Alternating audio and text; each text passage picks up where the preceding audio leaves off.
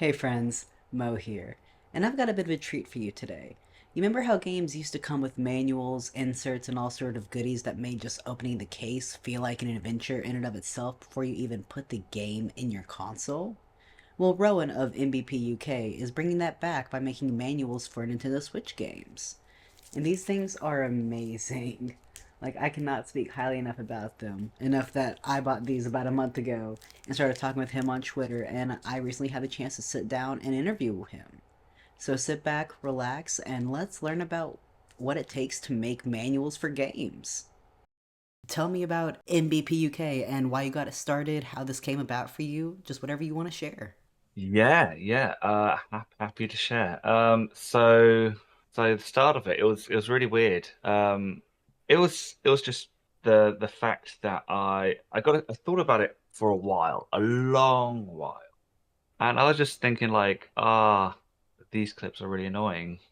That there's nothing in there. It's very empty. Everything seems very empty, and it was just like a little fun thing on my own to see if I could just do a little something, a bit of fun. I was streaming a little bit as well at the time, so it was like a little fun sort of like something to do and chat about and uh, see what I can come up with and then just print it on my home printer and kind of fit it and be like, oh look, it looks a bit nicer or something.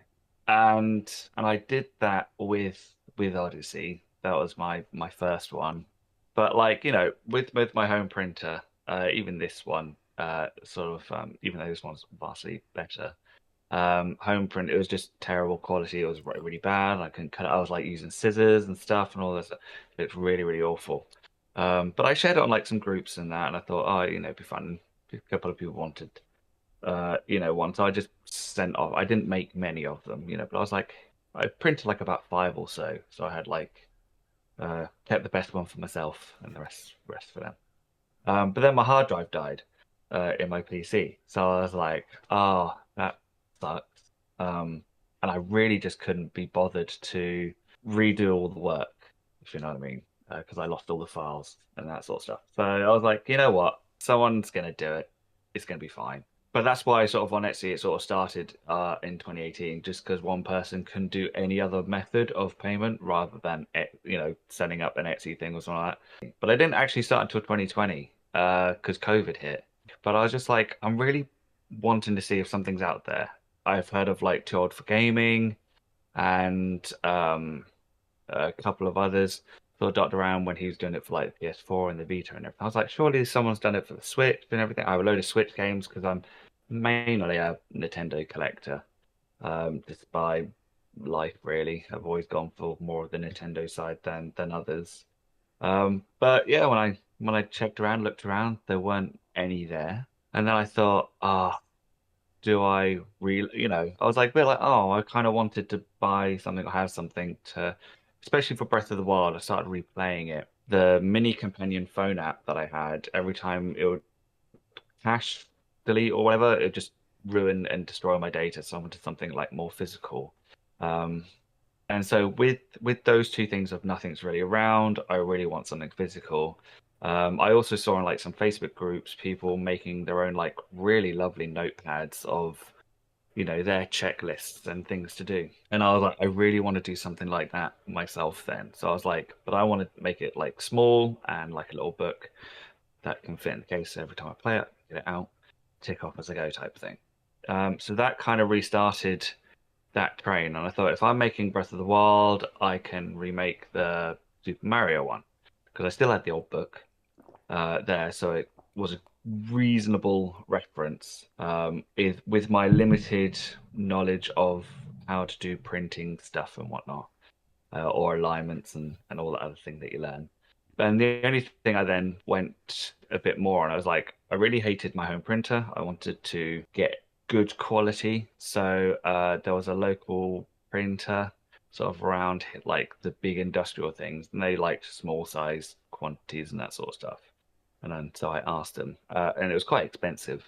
But I was like, for like, a few one-offs and that sort of thing for me, for my collection, it'll be all right. And once it was done, sort of like I was just really happy with it and sort of made me feel complete. But that was kind of like the inspiration behind it. I was just got frustrated with it really. To summarize in a too long didn't read aspect, I did get really bored with it, and it was just something I've missed because I collect.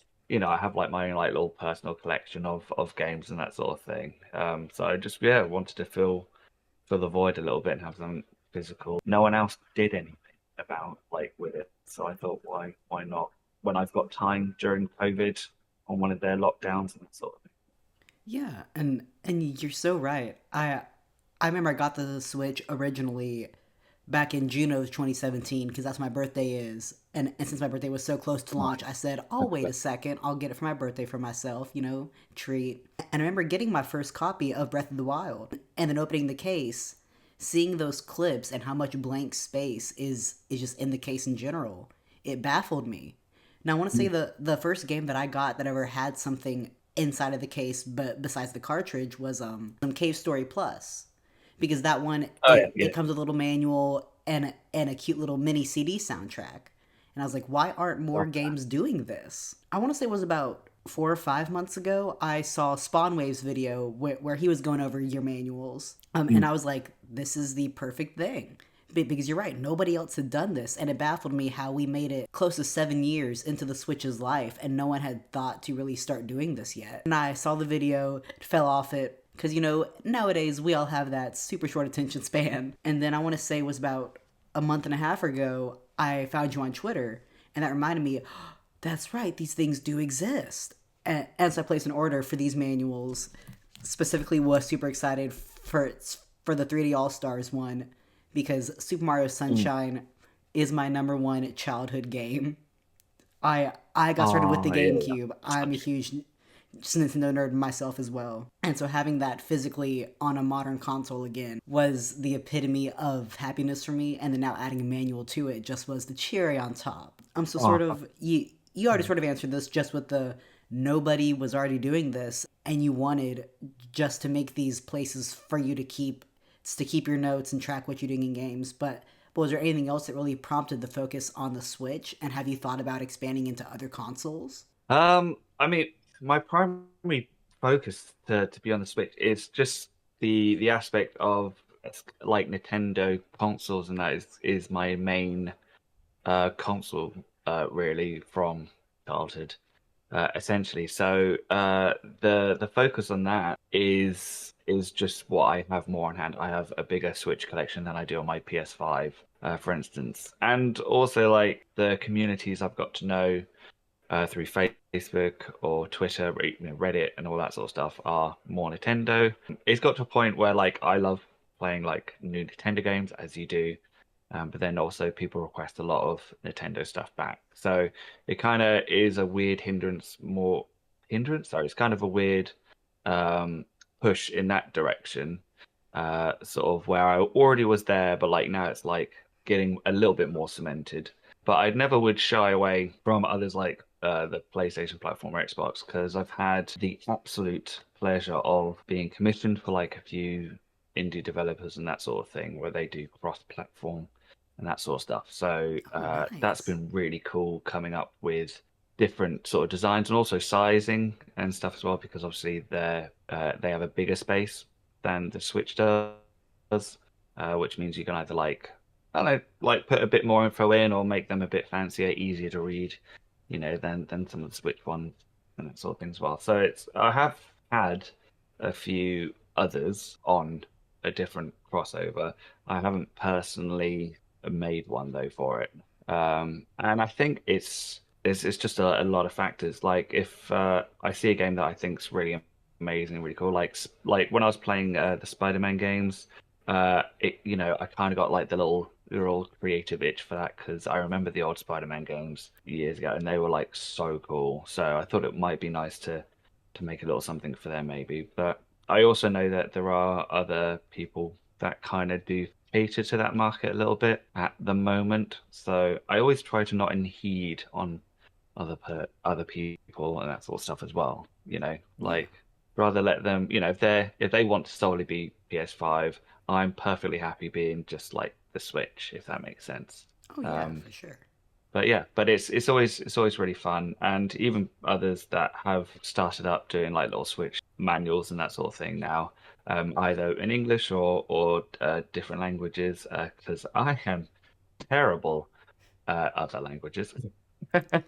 It's it's nice to have that little friendly competition or like the more knowing broad spectrum, now that this is a thing and other people doing it. So like if for instance you're like, I can't do this one or this or this, other people are there to fill it because the idea at the end of the game, hopefully, is um, that people can have something to fill whatever game case they want, if that makes sense. Oh yeah. You know, And like because for me it takes like a month or two to make one, and there's like 400 or more, hundreds of games for the Switch, so I can't make every single one. right. And I know, at least for me, just the overall notion of a physical media and media preservation is a huge pet project of mine that I'm so passionate about. Mm,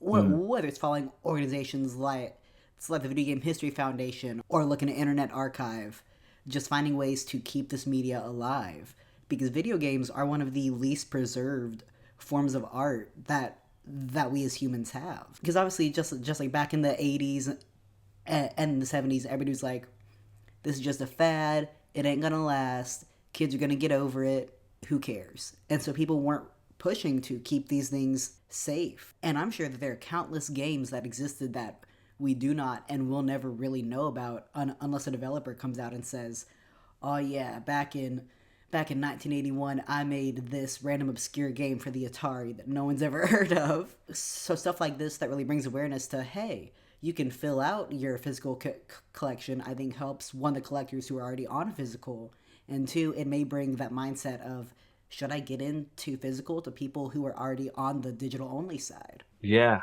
I mean, physical has a lot to offer. I always massively prefer physical over digital. For me, it's the clear winner. You own it, you can always play it forevermore. There's endless reasons to collect physical sort of media. The only one obviously digital prefers is like it's easy to hotspot between digital. You just close one down and play another game. So it's quicker to use. But I definitely say you're right.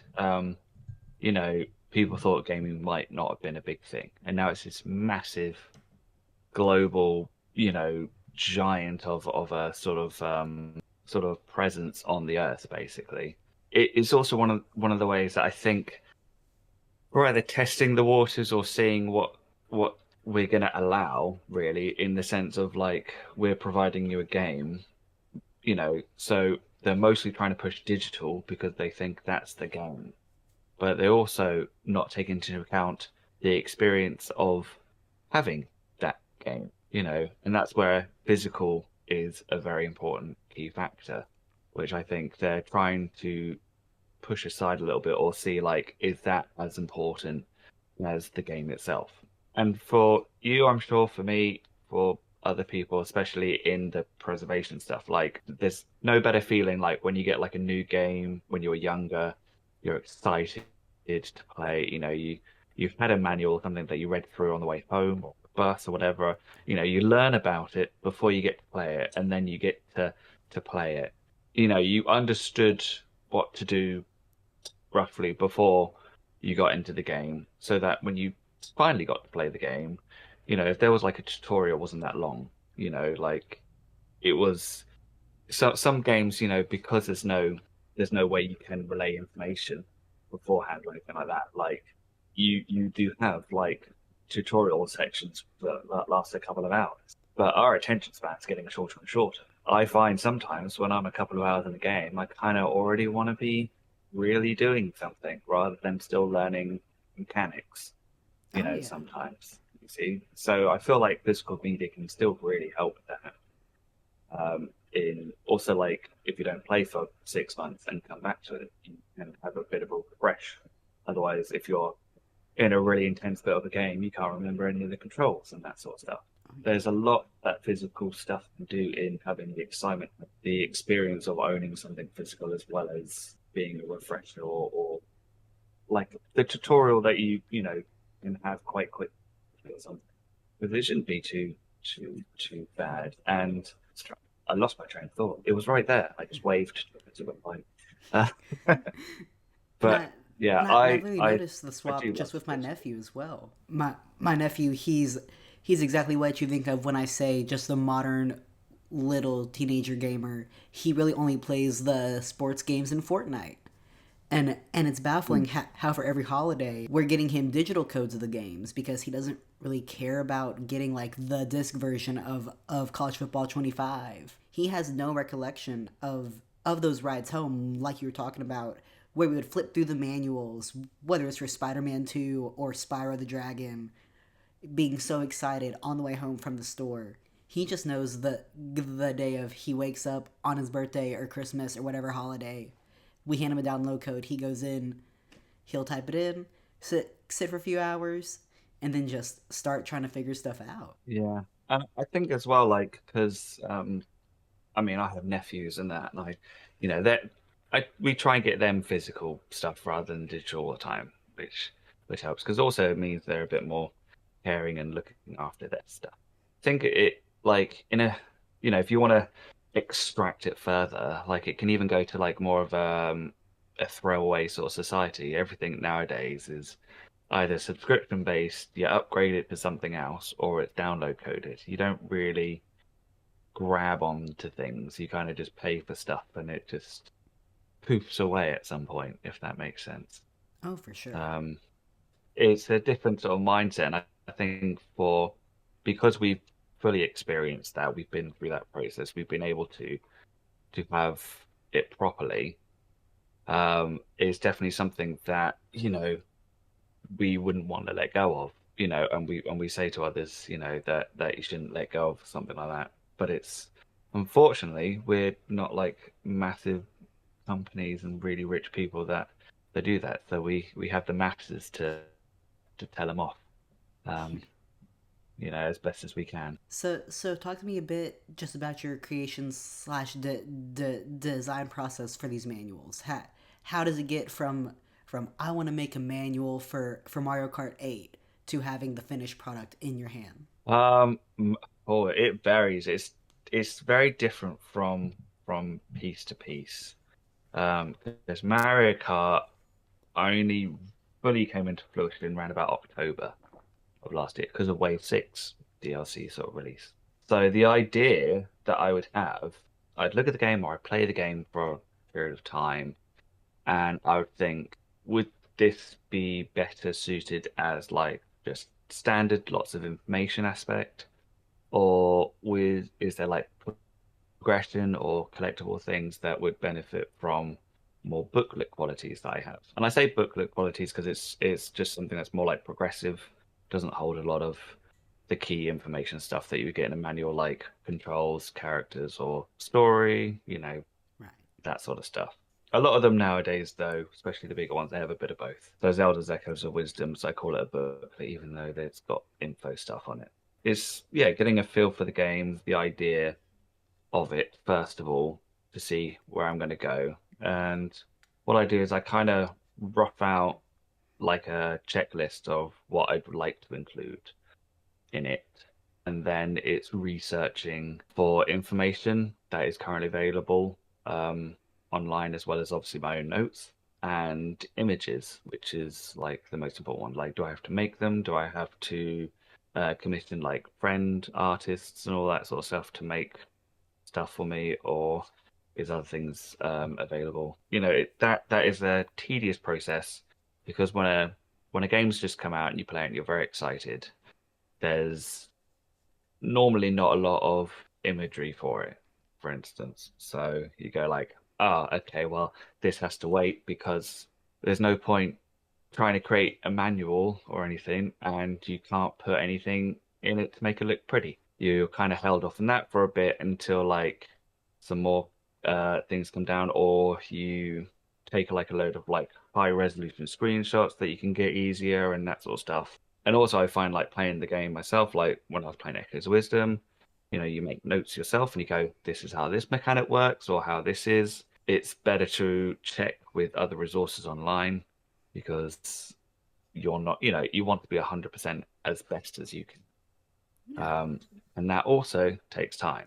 Um, and whereas like Mario Kart 8, the aspect I wanted to put in that was like I really would love to have a vehicle stats section because that would be cool. Because when I play the game, I check for my vehicle stats to see like what's best to use or what's going to affect stuff. And there's hidden stats that they put in there that isn't on the thing. So I was like, for all the vehicles that are coming out, what would be a good representation for it? How would it look like? How big and that sort of thing. But then when there's waves coming out over the years, I was like, well, I can't exactly keep updating this every wave, or just, do I keep it just to the base game, which then does mean it's outdated because it's already updated for changes in stuff. It's like that sort of idea is there, and there's information and resources and all that sort of stuff. You are then waiting until there's like an end update or an end point to which you can then start. So that's sort of like how it goes. And then from there, once you can get all the resources and that, it's I'll start like designing a layout wise of what fits it well. For instance, some of them can be really easy. I say easy, it's never easy, but some of them's a bit better. So Link's Awakening, there you go. This is based off the original, so it's very stylized like the original manual. And then I've updated the visuals and all that sort of stuff. So it's kind of like a mix match of the old one to go with the new one. So there's a really good reference point to coming up with how the layout's going to look and how everything's going to be. And with Breath of the Wild and Tears of the Kingdom, my idea for it was that it was like a journal entry. Hmm. So having it like a leather bookcase and you have like little notes pages that you can tick off and all that sort of thing, it made vastly more sense because you got, it's like you're writing in it throughout your quest and adventure. And I kind of swept with a couple on this one because Echoes of Wisdom is a mix of both. Hmm. So I was like, how do I do Echoes of Wisdom? So the idea I've come across in the end was to make it like a booklet, like Breath of the Wild and Tears of the Kingdom, but its layout and stuff is sort of more reminiscent of the Link's Awakening one. Stuff losing like the characters and the artwork and the headers and that sort of thing is more reminiscence with the old one, but it's still like on a booklet paid format really for checking and ticking stuff off. Yeah. So sometimes it works in a sense of like I'll have the idea and think, yep, that's the one. And then sometimes I kind of need to revision it because I go, something's just not right. It's a lot of you look at it with your eye and you kind of go, sure, or no, you know. Um, and because I tinkered with Luigi's Mansion too, I always have problem with Luigi's Mansion. I don't know why, but It's just such an oddball but that series. one it is, yeah, because the originally for this one it was completely different from what it ended up to be. I had this, and this is where like sometimes taking more time helps, because the game wasn't too long ago, and image resources were pretty non-existent at all, and so I'd have to make a load of myself, or I'd only have like a couple of images. I don't really like to reuse the same image as much as possible because if you're seeing the same image over and over and over again, it looks a bit weird. But I wanted it to be like a good and then like an evil sort of like thing inside it aspect. But it was completely impossible. So I started making like just a really basic normal instruction manual, but it wasn't looking very good and it wasn't making me feel like it was fitting well with Lee Ween's function as a theme. So I try and match the theme to the game as best as like as what I think it might be. And then someone just literally came over and they said, "Oh, have you tried this? I got like a load of resources and stuff." And I said, "Thank you very much," because it was just perfect. It like had everything I could ask for. And then I was like, "Yep, I scrapped a whole basically half project manual to redo then the one the way that I wanted it to because the vision then was there, if that makes sense. It's very different from book to book, sort of in the attempts of design process, but it's just yeah. is trying to have something that complements the game the best that I think would complement the game, I guess, because obviously everyone has a different vision. And I can imagine, as with any creative medium, it's gonna vary based on the way the winds are shifting that day. If you think, oh, Echo's Wisdom needs this, or oh, Luigi's Mansion needs Mm. this. From every manual that I've seen here so far, they are all absolutely perfect for what I would envision would have been included in these games back in the early 2000s. Like especially Ah, the Pokemon Legends oh, Arceus one, I think is my favorite because that's probably mm. the game on Switch first party wise that I've spent the most time in. I want to say I'm at about 65 to 70 hours just on one Wow, playthrough. that's yeah, that's And quite that. Wow, that's quite a time. Yeah, absolutely. and and just the way that you did this binding to make it look like the actual journal that you have in the game, I love to Yeah, perfection. thank you. When I saw that journal sort of thing, I was like, well, that's got to be the man. I got to make it physical, surely. Like there isn't, I couldn't do any other cover apart from that. It just seemed perfect to represent the game. So yeah, I did my best in getting it to work. It was a lot of check prints actually because I was a bit worried about the rope going behind the back Oh and yeah. that sort of thing. But yeah, it got there in the end. It was an interesting experience because each one faces with it like its own challenges or like learning experiences, if that makes sense. Oh, for sure. So like in the beginning, because I have them all up on my wall, because I was like, oh, it's nice to keep count and go back to like this is how it all started. But in the beginning, they were all like just basic images.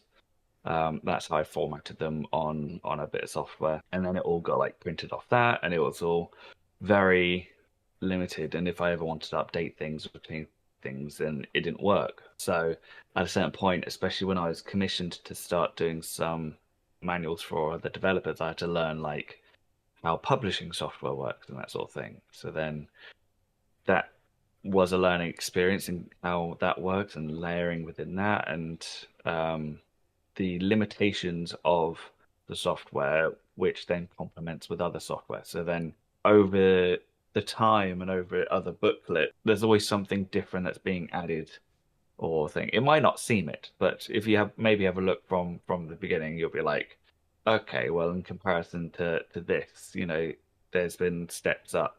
So 3D All Stars and even Link's Awakening, those are the last two that I still sell that were based on a flat image thing and not like the new stuff. So Luigi's Mansion 3 was the first where I really used different softwares to do their job because that's, I was like really scared. I was like, oh my God, it's all separated. And then 3D World was a challenge to see like how much info I could get in the case because that's the biggest one I've made. So any bigger, it's really hard to staple, and then you can't fit it in the case anymore, which totally invalidates the point of having the thing in the first place. And then otherwise, Pokemon Legends was the next big challenging book, which then came over more to Kirby because the covers normally when you do these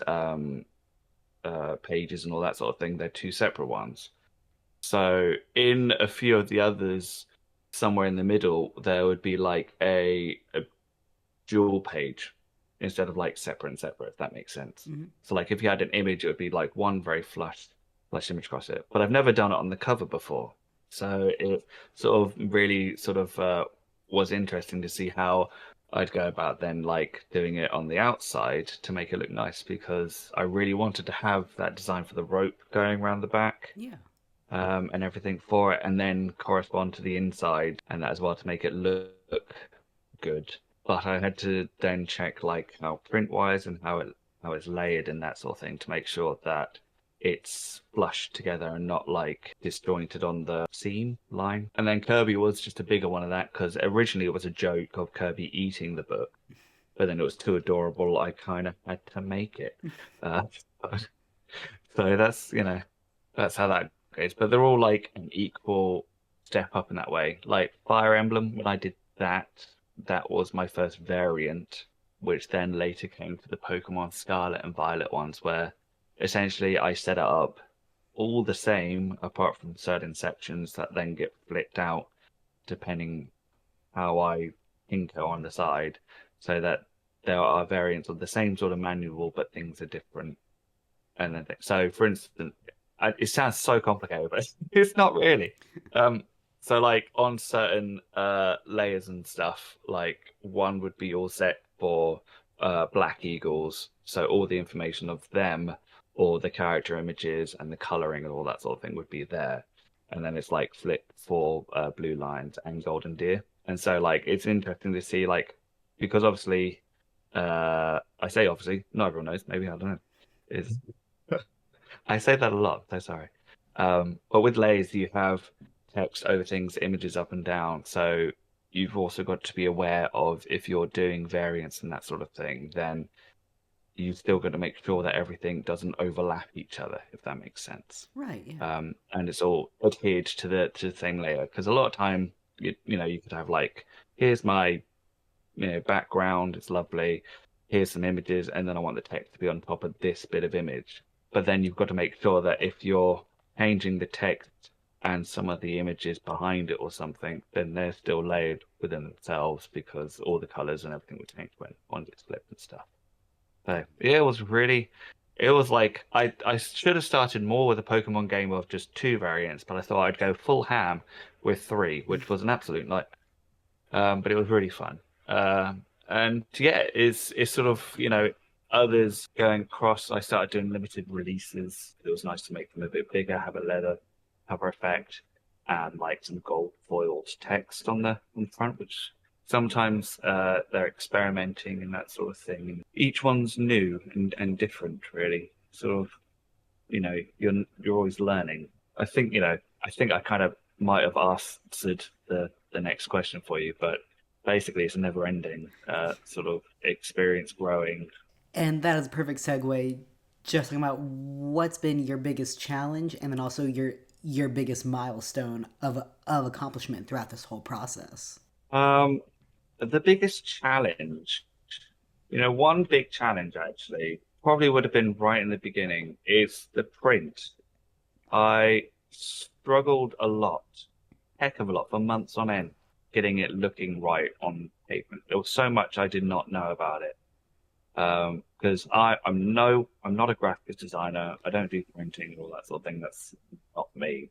So learning about it and trying to figure it out it wasn't easy and it wasn't cheap either because you're like, I want to, can you got a place that can print your size, which finding out there is next to none anyway, because they always say it's too small or like we don't really want to print your size because there's no point because it's a waste of paper and blah blah blah and all this. And I go, please, please, please, please, can you? And some company did, but they said like, like, okay, so how many do you want to do? And I say like, oh, I really want to test with this many, and they say, well, that's vastly too small for any print, so it's like 50 quid or something to test it. So in the beginning, getting what it looked like was a very expensive thing. And when you print it, like, you don't think of how thick paper is or what kind of paper you use or like how much ink is on it because there's bleed throughs and stuff. Like if I was doing like a Metroid one and everything, I can't like have like black, black, black because then that bleeds through all the paper because there's so much ink in it. And you're like, oh my God, despite all the thicknesses and everything of what thing is, and then there's like creep and stuff and bleeding things, which if you weren't aware, because I wasn't, just to let everyone know, I was not aware that a bleed is an over page access stuff. So for any book that I make, for instance, you have a border, shall we say, and I always create outside the border because even though their machines are very good and very brilliant at printing in the same place a million times, there's always like slight deviance, you see. So if you say like I want to cut on this line 100 times, and you don't put anything past that line, they are going to leave you with a very white line, which happens occasionally. And it happened a lot in the beginning, and I was like, oh my God, that's it's the whole thing's ruined because no one wants to look at a booklet with this massive white line kind of going through it, really. Yeah, so it's good to have like this knowledge and stuff to back up, but it's definitely one of those things that has been a considerable, like the biggest challenge, more definitely more in the beginning stage because now I've learned from it. But we're trying to set up on how to make them in the first place. Well, the best way to go about it is because, from trying it on my home printer and cutting it with like scissors and all that sort of thing, with not working, to buying like a 250 massive cutting sort of thing when they get the nice paper all around and stapling alignment and stuff.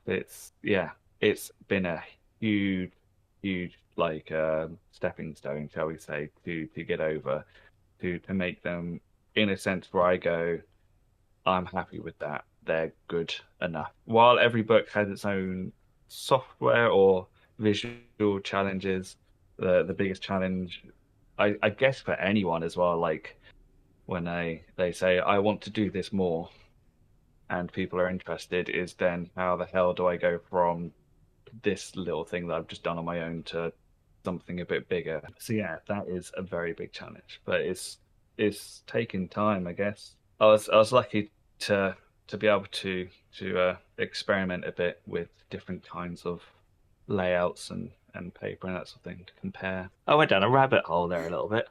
No, you're Um, good. But but it's yeah. because it's so true. Right now, I'm working on getting a physical copy made of all the articles that I've written this year, just to do like an end of the year compendium type thing. And I want to say Oh, that love that. I'm already on my sixth proof, just trying to get all the alignment of the covers and then all the content inside perfect. Because I feel like you're the same. Just we're talking about this is that I'm a perfectionist when it comes to that stuff. If I'm not 100% satisfied, I'm not gonna put it out there. Yeah, no, absolutely. I have massive OCD, which I say is for good and for bad. Oh yeah. Like, because it lets me quickly see things. I go, that doesn't look right.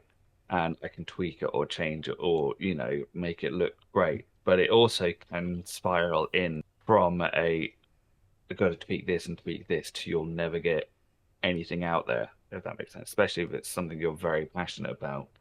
So it's been interesting trying to find a level of where you can go, okay, I think this is good enough, and then people have a look at it, and have a bit of a break for a day and come back to see if there's any other eye tweaking scans. Yeah, having revisions and that sort of thing can be daunting, and I still do them now. Every one I do, I have a check print or a layout print because even for this one, like I had a whole different like cover aspect. So this is the old one. So it was a bigger thing in comparison to the final one where it's smaller. And that's my OCD going because now with these images and everything, which it was even as a tech print, it was a little bit less. So like it was just the smaller one on the inside Mm-hmm. and the bigger one on the outside to look a bit thing.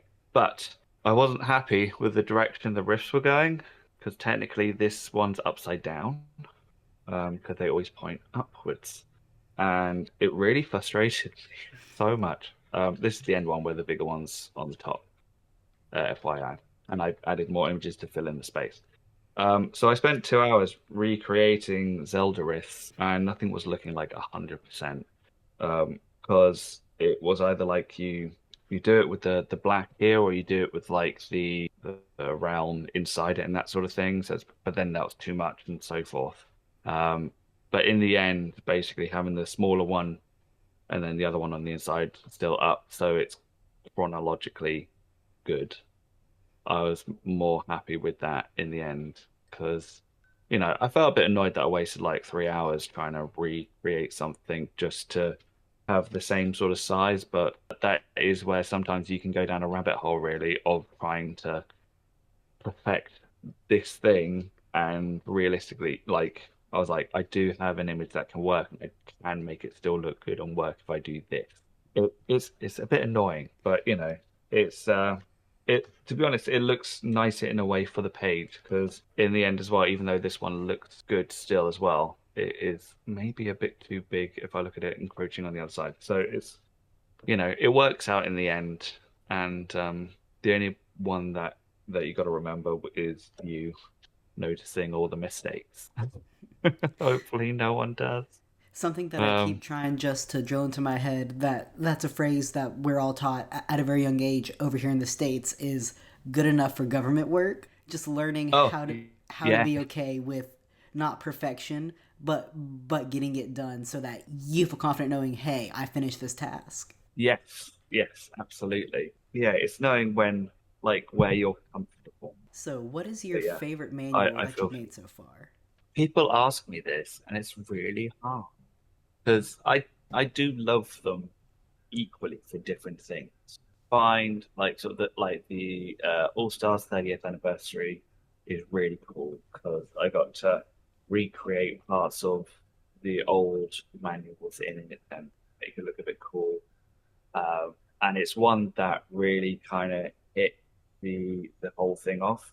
Well, Spawn Wave, well, but Spawn Wave mainly when he did his video, spread and that sort of thing. And I released 3D All Stars shortly afterwards. So that's like my favorite because it means a lot to me for a period of time, um, as well as just how awesome it is. Zelda ones I just love because that's my favorite series. Kirby I love because he eats the manual, um, and I love like sort of like Paper Mario, sort of Thousand Year Door, an aspect because it was really fun to create and having like a remake one like Metroid Prime in that as well. Like it's fun to see an old one and then see what you can do to make it new. So I can't exactly say I have one sole favorite among them. But there's bits and bobs of like each of them that I just absolutely love, which inspires me to make them in the first place. Which manual would you redo and make like a version 2 of if you were given the chance? Is this in relation to the version twos I've already done, or like in general? Just in general. That's a very good question. Um, like from a point, so I did already do some version twos Mhm. of Mario Odyssey, Breath of the Wild, and Animal Crossing, which have been out for a while.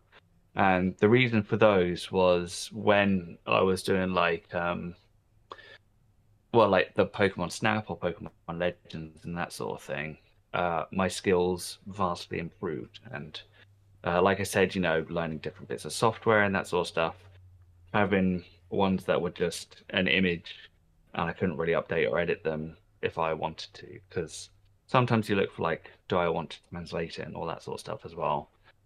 They weren't very good, and they also didn't look very good. If you looked at Spawnway's video, he was like, "I think this is the first one I've done, the Super Mario Odyssey one," and I was like, "Yeah." I was like, he nailed it on the head because it probably does look like the one that's I don't know most of what I'm doing, which is fair because I didn't. Um, so it had that old look to it. So I did version twos on those three. One to update the file format, and two to give like more of a, you know, I had an idea of what I wanted it to be, but now with the knowledge and the vision and how I can get stuff, and make images and all that sort of stuff, like this is the end game. So they did get like a vast visual boost, although more or less the information was, the same sort of in between. So if you have a comparison between those ones, then it's literally night and day. Um, and in at the moment, I'm not planning to do any version twos because I really do like the way that they all look. I think the only ones I might update would then be the next eldest ones, which are still on the same old format, would be Link's Awakening and the 3D All Stars, or update them in some way. But it wouldn't be very visual or something to what I would signify as a version two, if that Right, makes sense. right, It would right. just be like a back end file thing. But yeah, I tend to be happy with them. But I have done version twos before because it definitely did get to that point for them, especially when I was looking at, the new ones that had like Pokemon Snap and it looked lovely and it had Legends. I was like, that looks great and everything. And then I look at them and I was like, oh, this is so tiny and this looks really wrong and it's so thin and all this sort of stuff. I was like, I want to do it justice. I deserve at this point now, the game deserves justice, and I need to give it that, um, basically, because otherwise I felt like I kind of felt a bit bad. I'm not gonna lie, that people are, oh, these are really good, and they buy things, and then they buy that one, and I'd be like, oh, but it's not as good as I wanted it to be. And like you say, you have a passion, you have an eye, you get like a little OCD and that sort of thing. And you're like, it gets to a threshold, and yeah, then you like, it is time. I can revisit this for a bit of time, and it didn't actually take as long as I thought to do them because luckily all the information's already there. Right. So it's more I'm able to take the main informations and then update it a little bit or give it a tweak if need be, and a much vibrant, better visual update, really. Correct me if I'm wrong, but it feels like your Echoes of Wisdom manual is gonna have one of your quickest time frames from release of the game to the release of your manual. Have you ever felt any sort of pressure to try to get manuals out quicker to be closer to the launch of a game? Yeah, I find they do better close to the launch of the game.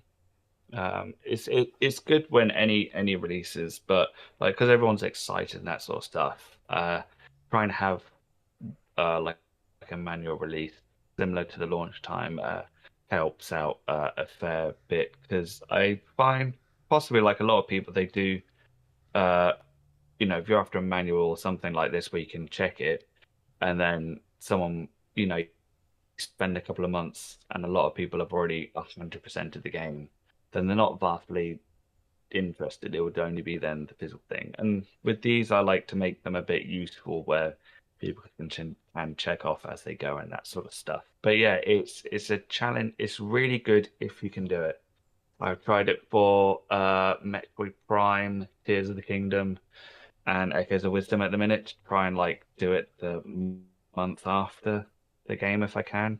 It is a real struggle in many areas and very challenging to do because you lack a lot of stuff to make a well, yeah, it's really hard. Like I didn't sleep for like 10 days or something. Well, I did sleep a little bit, but there was like a solid 10 days of Tears of the Kingdom where I was playing the game for completion, like story wise, and then other bits and making so many notes and constantly looking on other sites to see how their updates are going with locations and stuff that I could confirm and whatnot. And it's just sometimes like if you're very passionate about things or you're really excited to do it, you can kind of power through it, but you really do burn the candle quite quickly. Yeah, and after something like that, you are happy, like, it's done a month later and super happy and all that, but then you are creatively zoned out probably for like the next month or so. Like, 'cause you just want to sleep, really. That's the main thing. You go, you know what, I'm done now. Oh,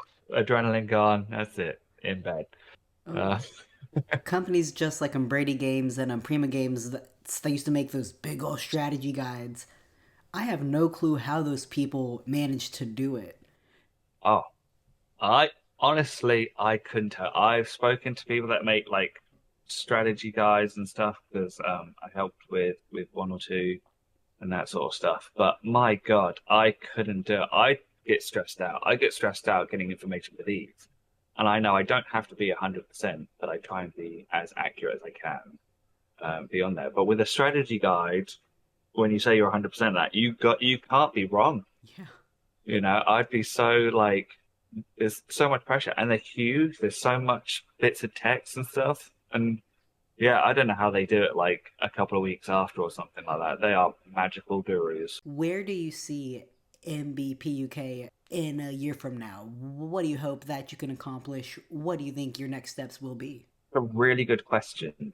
I just hope to still be here and keep going. That is the main thing.